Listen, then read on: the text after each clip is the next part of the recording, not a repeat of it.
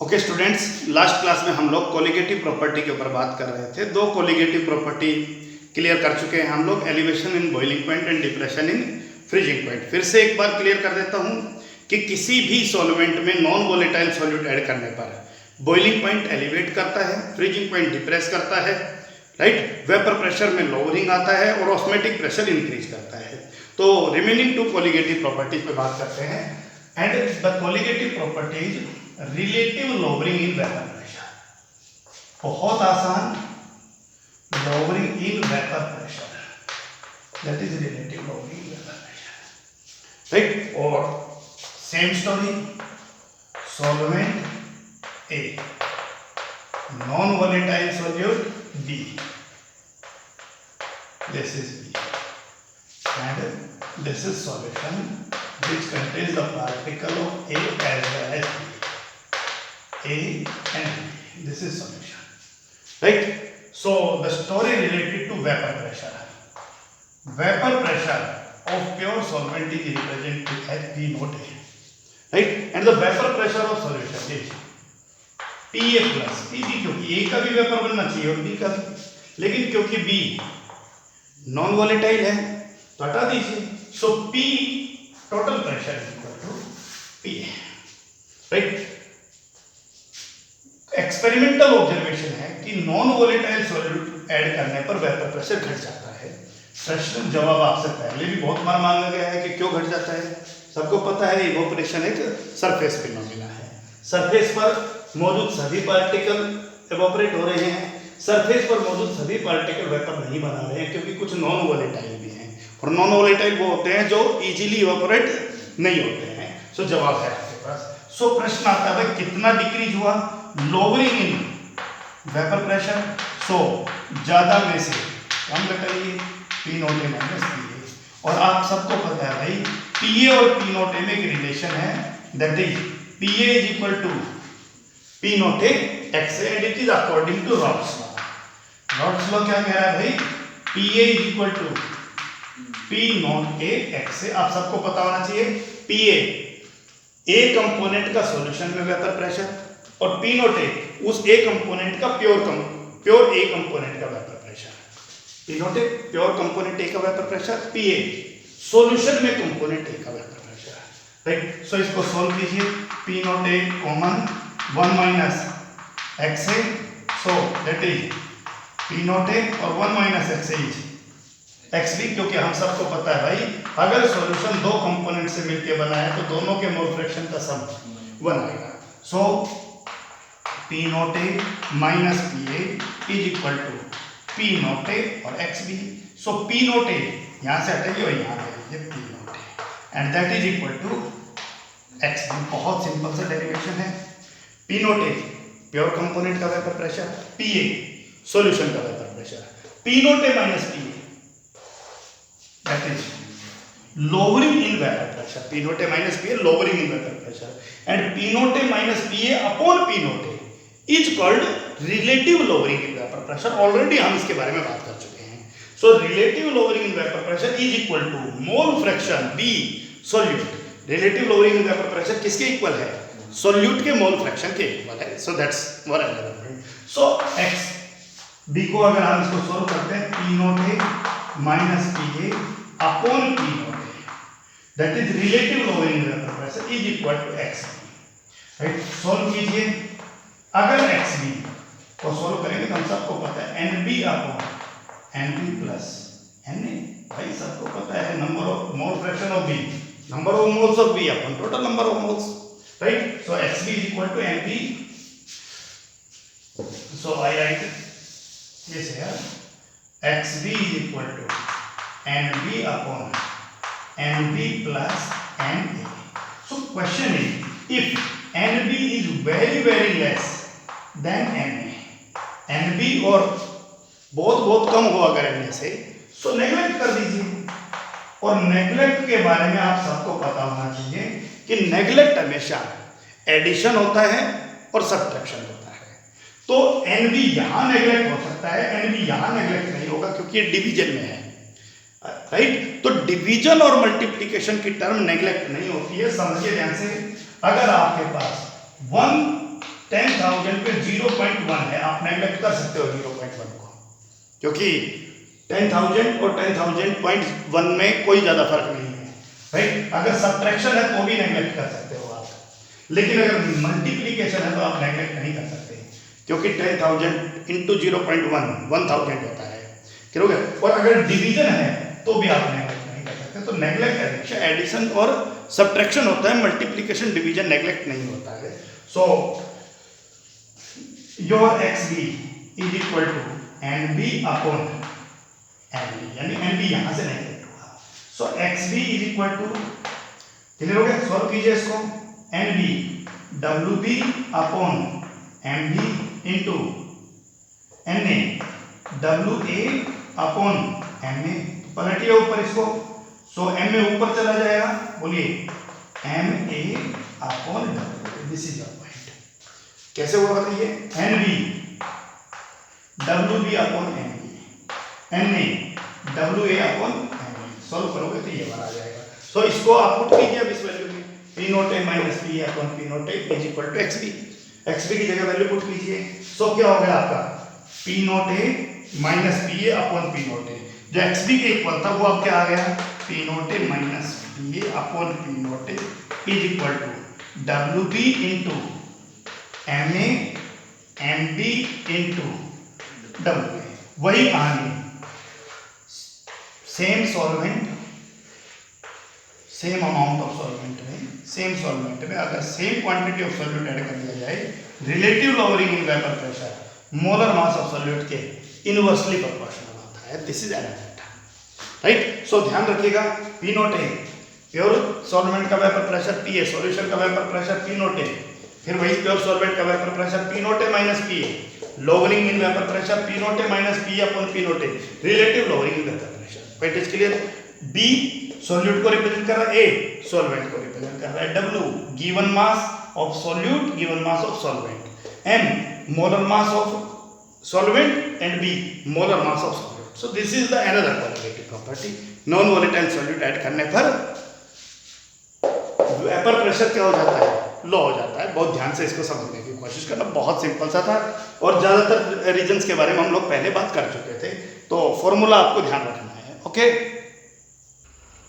तो समझिए भाई अगली क्वालिटेटिव प्रॉपर्टी और quite interesting one, that is osmotic pressure, right. और ऑस्मोटिक प्रेशर को समझने के लिए पहले एक छोटा सा टर्म समझिए, डिफ्यूजन,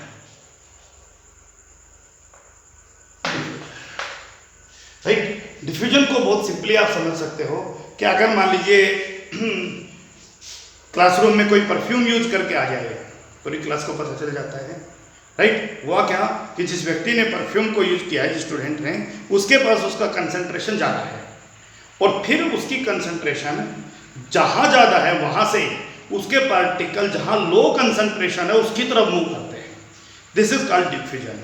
अगरबत्ती का गुड स्मेल पूरे घर में फैल जाता है, राइट। हायर कंसंट्रेशन से लोअर कंसंट्रेशन तक पार्टिकल का मूव करना डिफ्यूजन कहलाता है। क्लियर हो गया। सो पार्टिकल मूव कर रहे हैं और कहाँ से मूव कर रहे हैं, हायर कंसंट्रेशन से मूव कर रहे हैं, और किस तरह मूव कर रहे हैं, लोअर कंसंट्रेशन तक मूव कर रहे हैं।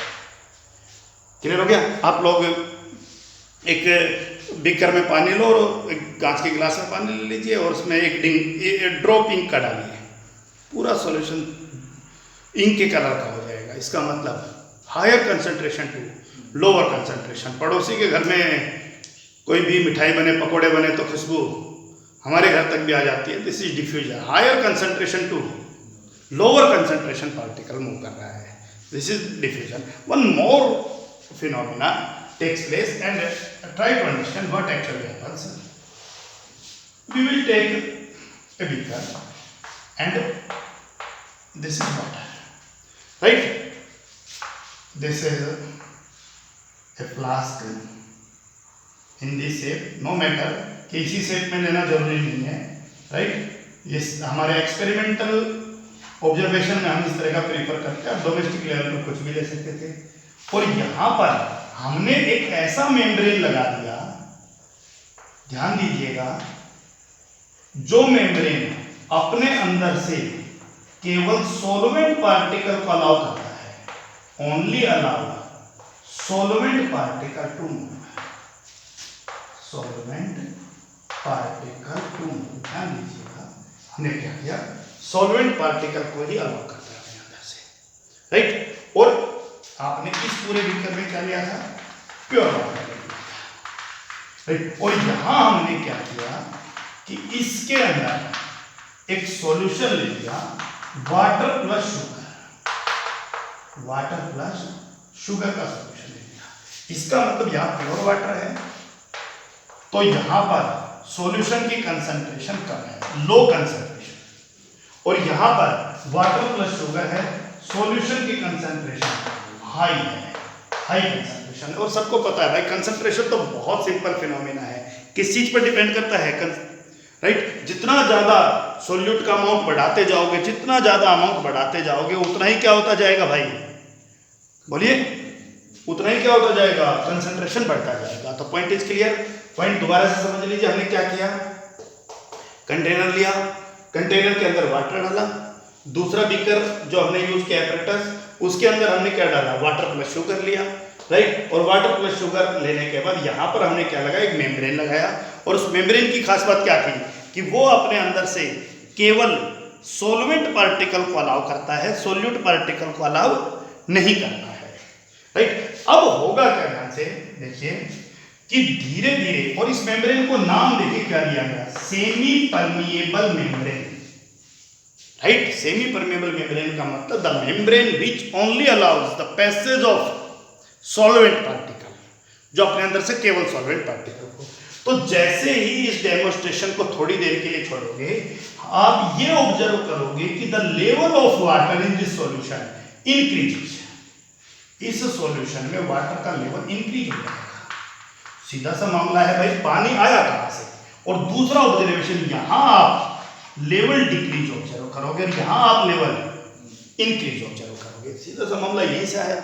अब कहां से आया होगा, आपको पता है ये वाल तो अलाउ करती नहीं है किसी पार्टिकल को अपने अंदर से पास होने में, तो the only path is this, right. इसका मतलब ये हुआ कि सॉल्वेंट पार्टिकल ने मूव किया, लो कंसंट्रेशन के रीजन से मूव किया, हायर कंसंट्रेशन के रीजन की तरफ मूव किया, and this phenomena is called osmosis, this phenomena is called osmosis. The movement of solvent particle from a region of low concentration to high concentration through semi-permeable membrane. The phenomena is called osmosis. बहुत बार book में लिखा रहता है higher concentration to low concentration, ध्यान दीजिएगा। वो आप फिर कंफ्यूज मत होना कि सर आप तो लो टू हाई कह रहे हो, बुक कह रही है हाई टू लो।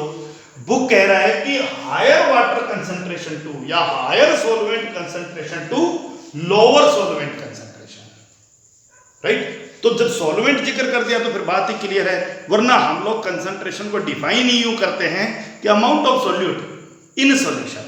तो दो बातें हैं, दिस इज लो कंसंट्रेशन और high solvent concentration, this is high concentration और लो सॉल्वेंट कंसंट्रेशन। क्लियर हो गया। तो आप लोग सिंपली डिफाइन कीजिएगा, सॉल्वेंट मॉलिक्यूल का मूव करना कहां से, लोअर कंसंट्रेशन से हायर कंसंट्रेशन तक, किसके थ्रू, सेमी परमिएबल मेम्ब्रेन। इस फिनोमेना को क्या कहते हैं, ऑस्मोसिस। और ध्यान दीजिएगा भाई कि दोनों में फर्क है। डिफ्यूजन जो है ना, उसके लिए किसी मेम्ब्रेन की जरूरत नहीं पड़ी थी, डिफ्यूजन के लिए किसी मेम्ब्रेन की जरूरत नहीं पड़ी थी, जबकि ऑस्मोसिस के लिए सेमी परमिएबल मेम्ब्रेन का जरूरत पड़ रहा है। क्लियर हो गया। डिफ्यूजन रिवर्स नहीं हो सकता है, डिफ्यूजन को रिवर्स नहीं कर सकते कि अगरबत्ती की खुशबू दोबारा से अगरबत्ती के पास चला जाए, परफ्यूम जो सारे कमरे में फैल गया था, राइट, नॉट। लेकिन अगर आप यहां पर बहुत ज्यादा प्रेशर अप्लाई कर दो तो ये मूवमेंट ना केवल इधर आना रुक जाएगा बल्कि रिवर्स भी हो जाएगा। हम लोग बात करेंगे तो रिवर्स भी कर सकते हैं। Clear phenomena. तो द फर्स्ट क्वेश्चन इज कि how diffusion and osmosis are differ from each other.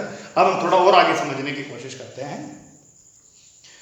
समझिए ध्यान से कि ये एक हमने फिर से कंटेनर है और इस कंटेनर में हमने क्या कर दिया, वाटर फिल कर दिया, वही सेम डेमोन्स्ट्रेशन जो हमने किया था, राइट।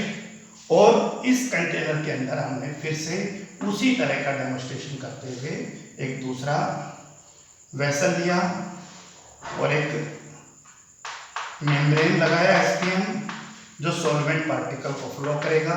यहाँ पर हमने क्या रखा, जरूरी नहीं है शुगर प्लस वाटर ही लो, आप नॉन वोलेटाइल सॉल्यूट ही लेके चलिए, शुगर प्लस वाटर। और यहाँ पर क्या था, वाटर था, राइट। और सीधा सा मामला है, यहाँ लो कंसंट्रेशन है और यहाँ पर हाई कंसंट्रेशन है। हम लोग यूँ भी कर सकते थे, यहाँ ज़्यादा मीठा पानी ले लेते, यहाँ कम मीठा ले लेते, तो भी मामला लो कंसंट्रेशन और हायर कंसंट्रेशन का ही रहता है। अब देखने में क्या आया कि यहाँ पर लेवल बढ़ गया, कितने और यहाँ तक आपका वाटर आ गया, यहाँ से यहाँ था और यहाँ तक आ गया। इसका मतलब हुआ क्या कि भाई सॉल्वेंट पार्टिकल मूव कर रहा है, यहाँ से और यहाँ तक मूव कर रहा है। और फिनोमिना को हमने क्या नाम दिया था, ऑस्मोसिस नाम दिया था। क्या नाम दिया था हमने, osmosis. This is that is called osmosis, right. अब हम क्या करते हैं भाई कि एक ऊपर से पिस्टन लगाते हैं, यहाँ से पिस्टन, और वो नीचे की तरफ प्रेशर अप्लाई करेगा। अब आप समझिए ध्यान से, जैसे जैसे हम, क्योंकि सबको पता है मूवमेंट तो इधर हो रहा है, और जैसे जैसे आप लोग पिस्टन के प्रेशर को बढ़ाते जाओगे, ये मूवमेंट पहले की तुलना में थोड़ा धीरे होता जाएगा। अपोजिट प्रेशर अप्लाई कर रहे हो और एक समय आपके द्वारा लगाए गए प्रेशर से ऑस्मोसिस स्टॉप हो जाएगा। ऑस्मोसिस हो रहा था, पहले शुरू में तेज था, फिर जैसे जैसे प्रेशर बढ़ता गया स्लो होता गया, और एक समय हमारे द्वारा लगाए गए प्रेशर से ऑस्मोसिस क्या हो गया, स्टॉप हो गया। उसी प्रेशर को हम केमिस्ट्री में ऑस्मोटिक प्रेशर कहते हैं।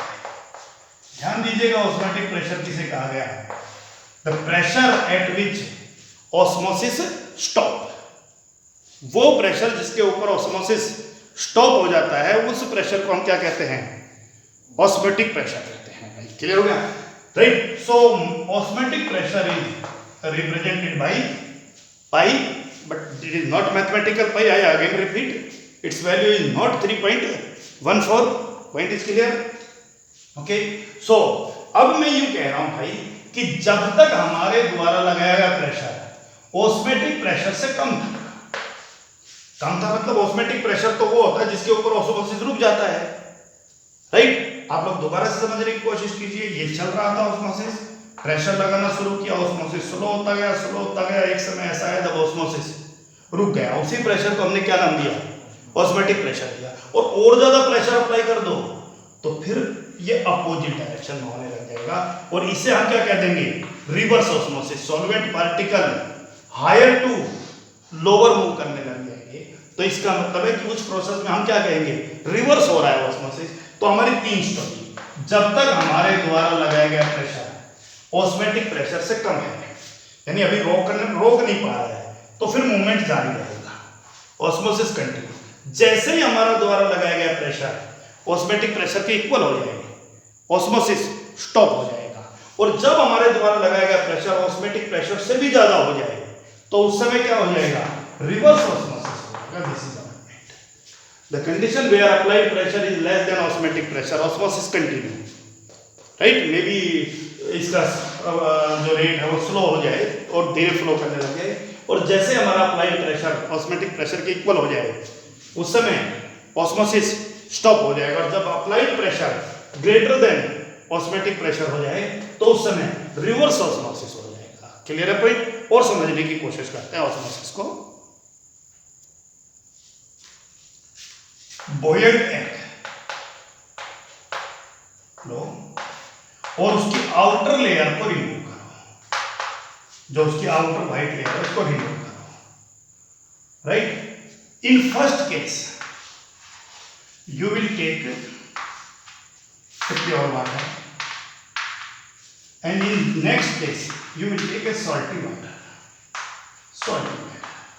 and here is pure water, right। and egg को, boiled egg को उसकी outer layer remove करके आप यहाँ डाल दीजिए, और आप उसको outer layer remove करके इसमें डाल दीजिए, क्योंकि यहाँ पर वाटर जो है उसकी कंसंट्रेशन लो है और एग की कंसंट्रेशन ज्यादा है, राइट। और बीच में जो उसकी आउटर कवरिंग है वो सेमी परमेबल मेम्ब्रेन का काम कर रही है, तो लो टू हाई मूव करेगा, आपका जो एग है वो स्वेल कर जाएगा, उसका साइज बढ़ जाएगा। क्लियर हो गया? इसका मतलब कि बॉयल्ड एग को अगर लो कंसंट्रेशन के सॉल्यूशन में डाल दिया जाएगा तो एग क्या कर जाएगा? स्वेल कर जाएगा, वो फूल जाएगा। लेकिन अगर सॉल्टी वाटर में डाला तो सबको पता कंपैरेटिवली यहां पर कंसंट्रेशन क्या है? हाई है, और यहां पर क्या रहेंगे? लो। तो ये सॉल्वेंट पार्टिकल इधर मूव करेंगे और एग जो है वो क्या कर जाएगा? श्रिंक। इतना छोटा नहीं होगा, right? Not point size. Clear हो गया? लेकिन आप समझ पा रहे हो एग का साइज क्या हो जाएगा? छोटा। इसका मतलब ये हुआ कि बॉयल्ड एग को अगर उसके आउटर लेयर को रिमूव करके और हायर कंसंट्रेशन के सॉल्यूशन में डिप कर दें तो आपका बॉयल्ड एग क्या कर जाएगा? श्रिंक कर जाएगा। Point is clear? One more example. Injections जो इंट्रावेनस इंजेक्शन है उनकी कंसंट्रेशन होता है 0.91% मास बाई वॉल्यूम। ध्यान रखना, इस कंसंट्रेशन का ही बनाया जाता है। प्रश्न है कि अगर इस इंजेक्शन को इस कंसंट्रेशन से कम का बना दिया जाता तो क्या होता है? हमारी बॉडी के अंदर आरबीसी है और आरबीसी का कंसंट्रेशन भी 0.91% मास बाई वॉल्यूम। यानी इंट्रावेनस इंजेक्शन उसी कंसंट्रेशन का बनाया जाता है जो कंसंट्रेशन हमारी आरबीसी की कंसंट्रेशन है। अगर मान लीजिए उस कंसंट्रेशन से कम या ज्यादा का बना दिया जाए तो क्या होगा? समझिए ध्यान से। This is RBC 0.91% mass by volume और this is injection, right? Injection and the concentration is 0.87% mass by volume, यानी लो कंसंट्रेशन का बना दिया इंट्रावेनस इंजेक्शन। अब आप सबको पता है भाई आरबीसी की जो आउटर लेयर है वो एसपीएम है, ये लो कंसंट्रेशन है, ये हाई कंसंट्रेशन है। मूव करेगा, आरबीसी क्या कर जाएगी? स्वेल कर जाएगी। फॉलो करेगा या नहीं करेगा?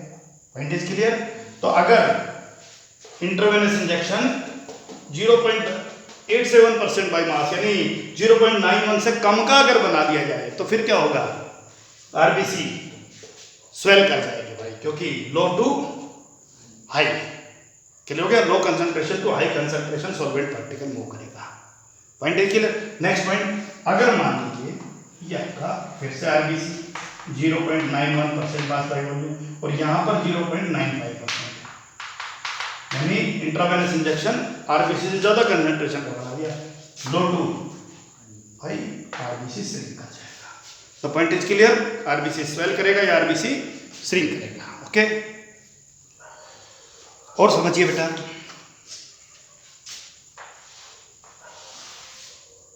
this is beaker, this is let us call SP,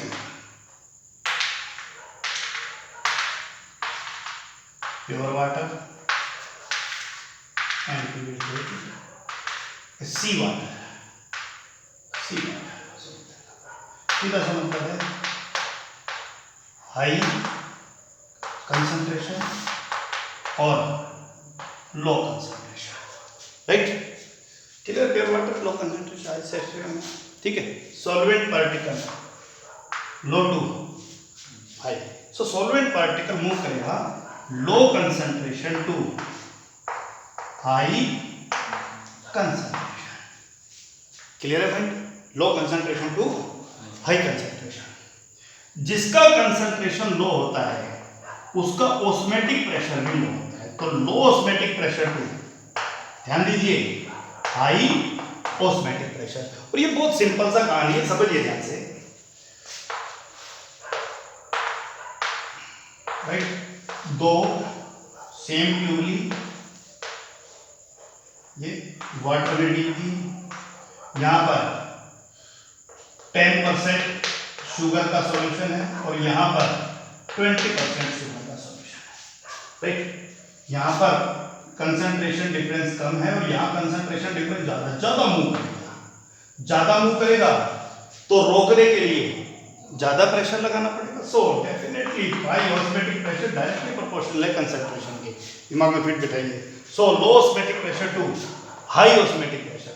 जिसका ऑस्मेटिक प्रेशर लो है, ध्यान रखना, उसे हाइपोटोनिक सॉल्यूशन कहते हैं, हाइपोटोनिक। और जिसका ऑस्मेटिक प्रेशर ज्यादा है उसे हाइपरटोनिक सॉल्यूशन कहते हैं। So movement of solvent particle move करेगा लो कंसंट्रेशन के रीजन से हायर कंसंट्रेशन के रीजन तक, low osmotic pressure to high osmotic pressure, hypotonic to hypertonic solution. ये भी आपको ध्यान रखना चाहिए। लेकिन अगर मान लो दोनों की कंसंट्रेशन सेम हो जाए तो फिर सॉल्वेंट पार्टिकल ना इधर मूव करेगा ना उधर मूव करेगा, ऑस्मोसिस नहीं होगा उस केस के अंदर। ऐसे सॉल्यूशन को हम आइसोटोनिक सॉल्यूशन कहते हैं। क्या कहते हैं? Isotonic solution. The two solution having same osmotic pressure. अगर दो सॉल्यूशन का ऑस्मेटिक प्रेशर सेम हो जाए तो उनको हम आइसोटोनिक कहते हैं। और अगर जिसका ज्यादा ऑस्मेटिक प्रेशर है उसे हाइपरटोनिक, जिसका ऑस्मेटिक प्रेशर कम है उसे हाइपोटोनिक सॉल्यूशन। तो 3 point clear. Hypotonic low concentration लो osmotic pressure, hypertonic high osmotic pressure का सॉल्यूशन। क्लियर हो गया। और आइसोटोनिक सॉल्यूशन जिनका सेम ऑस्मेटिक प्रेशर हो। Point is clear.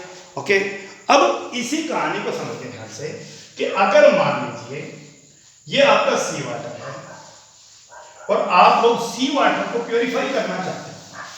आप लोग चाहो कि सी वाटर प्योरीफाई हो जाए। यहां तो क्या हो रहा है, अच्छा भला साफ पानी खराब हो रहा है क्योंकि वो खारे पानी में जा रहा है। हम तो चाहते हैं कि इसको इधर आने से ना केवल रोकें बल्कि इसमें से साफ साफ पानी को इधर भेजें। सबसे पहले इधर जाने से रोकना है, तो इधर लगाया गया है क्लियर, राइट। और आपका अप्लाइड प्रेशर लगाया गया। अप्लाइड प्रेशर जब तक कम है ऑस्मेटिक प्रेशर से तब तक तो चलता रहेगा लो टू हाई। लेकिन जैसे ही अप्लाइड प्रेशर इक्वल हो जाएगा ऑस्मेटिक प्रेशर के, वैसे ये प्रोसेस रुक जाएगा। और जैसे ही हमारे द्वारा लगाया गया प्रेशर ज्यादा हो जाएगा ऑस्मेटिक प्रेशर से, सॉल्वेंट पार्टिकल रिवर्स। तो this is the phenomena of reverse osmosis. Hopefully the point is clear, right. तो these are the simple demonstration of osmosis and reverse osmosis, hypotonic hypertonic, किस चीज को किस सॉल्यूशन में dip करेंगे तो किस तरह का रिप्रेजेंटेशन देखने को मिलेगा, राइट। इसके बाद कुछ मैथमेटिकल चीजों पे बात करते हैं। सो वेंट्रोफ एक साइंटिस्ट हैं जिन्होंने ऑस्मेटिक प्रेशर के ऊपर एक मैथमेटिकल रिलेशन दिया और उन्होंने कहा कि ऑस्मेटिक प्रेशर डायरेक्टली प्रोपोर्शनल है कंसंट्रेशन की। अभी हमने बात किया भी था, राइट। ऑस्मेटिक प्रेशर कंसंट्रेशन के डायरेक्टली प्रोपोर्शनल है, right. Osmotic pressure directly proportional है टेम्परेचर के लिए, क्योंकि एक बार देखिए टेम्परेचर जितना ज्यादा होगा उतना ही काइनेटिक एनर्जी ज्यादा होगी, मोशन ज्यादा होगा। तो टेम्परेचर बढ़ेगा तो मोशन बढ़ेगा। अब उस मोशन को रोकने के लिए ज्यादा प्रेशर लगाना पड़ेगा, तब जाकर ऑस्मोसिस स्टॉप होगा। क्योंकि ऑस्मेटिक प्रेशर तो वही होता है ना जिसके ऊपर ऑस्मोसिस स्टॉप हो जाए, तो ज्यादा लगाना पड़ेगा। तो टेम्परेचर बढ़ेगा तो ऑस्मेटिक प्रेशर बढ़ेगा। इकट्ठा लिखिए, pi directly proportional to C into T. So pi is equal to, very surprise, R into C into T. This is equal to, mathematically it is equal to a gas constant, right? But this is not a gaseous solution, so how it is equal to gas constant? So try to understand in this form. Pi is equal to constant into C into T, right? So the concentration is here molarity, and molarity is number of moles of solute upon volume of solution is equal. So pi is equal to K into NB into T upon volume of solution in liter. So that is pi B is equal to K into N into T. याद कीजिए gas constant का जो derivation था वो क्या था आपका, that is PV is equal to nRT। और ये क्या है, pi B is equal to, बोलिए, NKT। So it is the correlative term। So यहाँ पर आपका कांस्टेंट जो है वो क्या कहला रहा है, gas constant R। So R pi is equal to R into C into T, where R is equal to 0.083 liter bar per Kelvin per bar। This is the mathematical value. कहीं atmosphere में मिले तो atmosphere में लिख लीजिएगा। समझ में आ गया, नहीं आ गया, क्लियर हो गया। सो this is 0.083 litre. Point clear है। सो मैथमेटिकली हम लोग क्या कह रहे हैं, दोबारा से समझिए ध्यान से। Pi directly proportional to C pi directly proportional to T. So pi directly proportional to C into T. Pi is equal to R into Ct.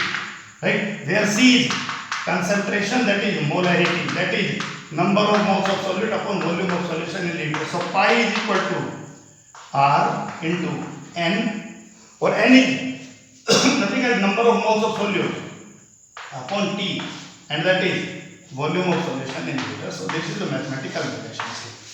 Clear हो गया? So pi is equal to CRT लिख सकते हो, ध्यान रखना, और pi is equal to CRT को ही आप लोग क्या कह रहे हो?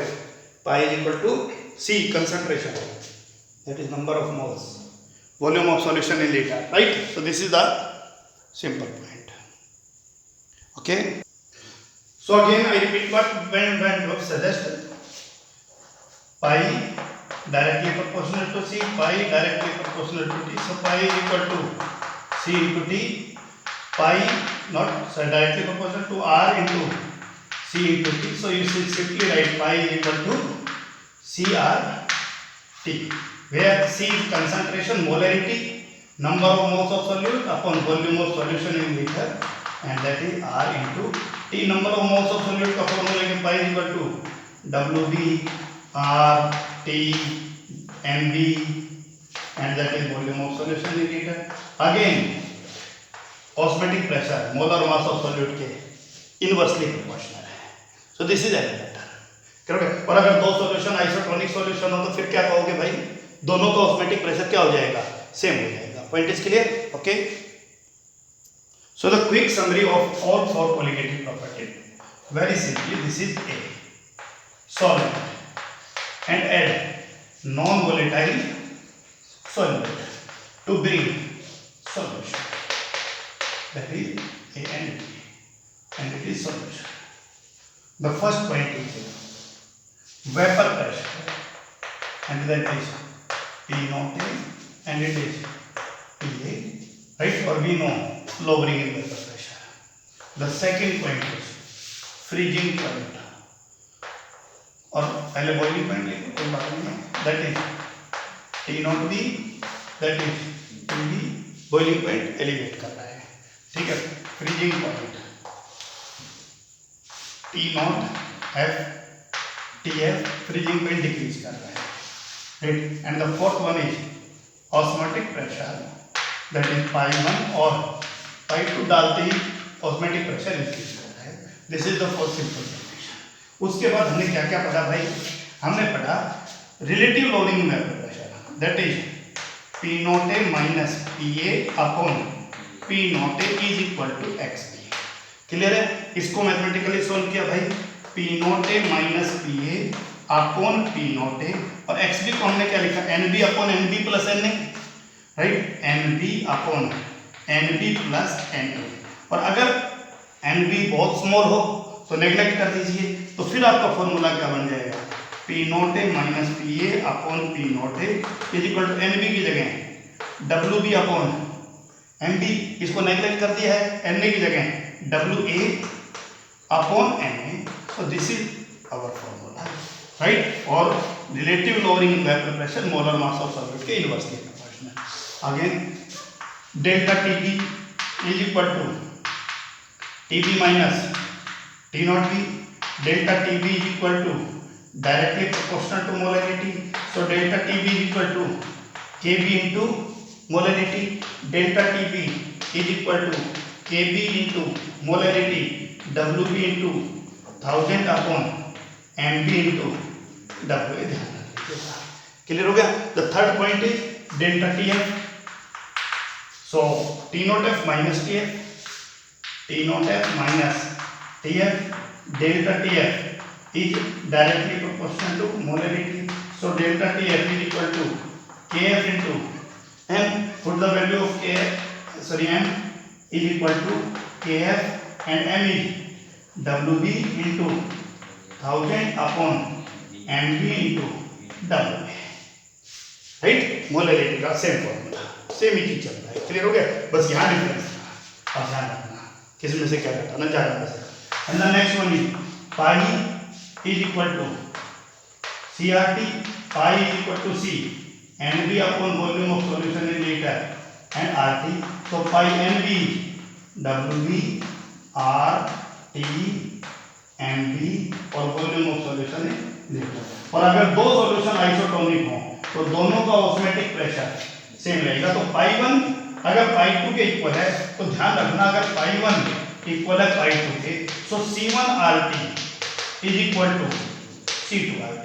सो गैस कांस्टेंट सेम है, सेम टेम्परेचर पे हो रहा है, so C1 is equal to C2। C1 number of moles of solute upon volume of solution in litre for the first and number of moles of solute upon volume of solution in litre for second. If same volume is taken, so volume को भी हटा दीजिए, so number of moles of solute for first is equal to number of moles of solute for second.